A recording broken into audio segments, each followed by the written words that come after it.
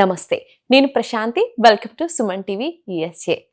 అమెరికాలో ఉన్నటువంటి తెలుగు ప్రజలకు ధర్మ సందేహాలను నివృత్తి చేయడానికి, అలాగే మనం ఇక్కడ ఎలాంటి పూజా కార్యక్రమాలు చేసుకోవాలన్నా, హోమాలు చేసుకోవాలన్నా ఇండియా వెళ్ళడం వీలు పడదు. కాబట్టి మనకి ప్రత్యేకంగా ఇండియా నుంచి అమెరికా వరకు గురువుగారు రావడం జరిగింది. ఈరోజు మనతో పాటు ఉన్నారు భారతీ శంకరపీఠం వ్యవస్థాపకులు తిరుపతి మూర్తి అవధాని గురువుగారు. ఆయనతో మాట్లాడదాం, మరిన్ని విషయాలు తెలుసుకుందాం.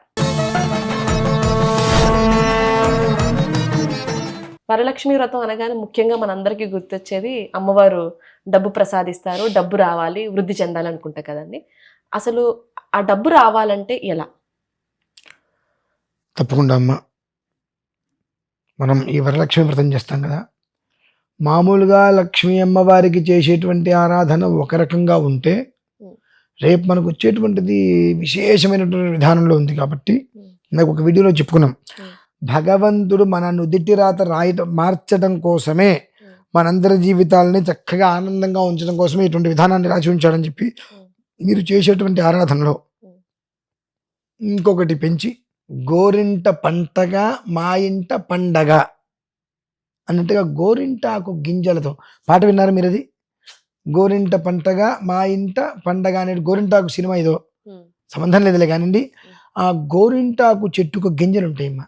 ఆ గింజలతో అమ్మవారికి అర్చన చేయగలిగితే చాలా విశేషం అమ్మ. గోరింటాకు చేతికే పెట్టుకుంటే ఆ గింజలను కూడా పూజకు వాడుతూ ఉంటారా? ఆ గోరింటాకు గింజలు, తంగేడి పూలు పసుపచ్చు ఉంటాయి. ఆ రెండు తీసుకొచ్చి ఆ రోజు అమ్మవారికి కనుక అర్చన చేసినట్లయితే ఎలా ఉంటుంది అంటే, ఎర్రటి ఎండ చుట్టుపక్కల 100 కిలోమీటర్ల 50 కిలోమీటర్లు వెళ్తే కానీ ఎక్కడ చుక్క నీళ్లు దొరకదు. మనము ఖచ్చితంగా ఎడారిలో ఉన్నాం. ఆ ఎడారి ఎండకు చెప్పులు కూడా, ఆ రబ్బర్ చెప్పులు కూడా కరిగిపోయి మన జీవితం చివరి స్థాయికి వచ్చేసింది. అటువంటి సమయంలో 5 గంటలు చక్కటి చల్లటి వర్షం పడుతుంది. ఎలా ఉంటుందమ్మా? విపరీతమైన ధోరణి కాకుండా చినుకులు చినుకు చినుకు చినుకు చినుకు పడుతూ ఉంటే ఎంత ప్రశాంతంగా ఉంటుంది. ఈ 5 గంటల వ్యవధిలో 50 కిలోమీటర్లు దాటగలుగుతాడు ఖచ్చితంగా.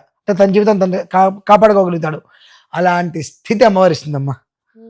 అంతటి యోగాన్ని అమ్మవారు ఈ వరలక్ష్మి వ్రతం రోజు నాడు ఈ విధానంతో మనం చేసినప్పుడు, తంగేడి పూలు, గోరింటాకు గింజలతో కనుక అమ్మవారికి అర్చన చేసినట్లయితే, ఇంతకుముందు మనం ఏదైతే చెప్పుకున్నామో అది లభ్యమవుతుందమ్మా ఖచ్చితంగా ప్రతి ఒక్కరికి కూడా.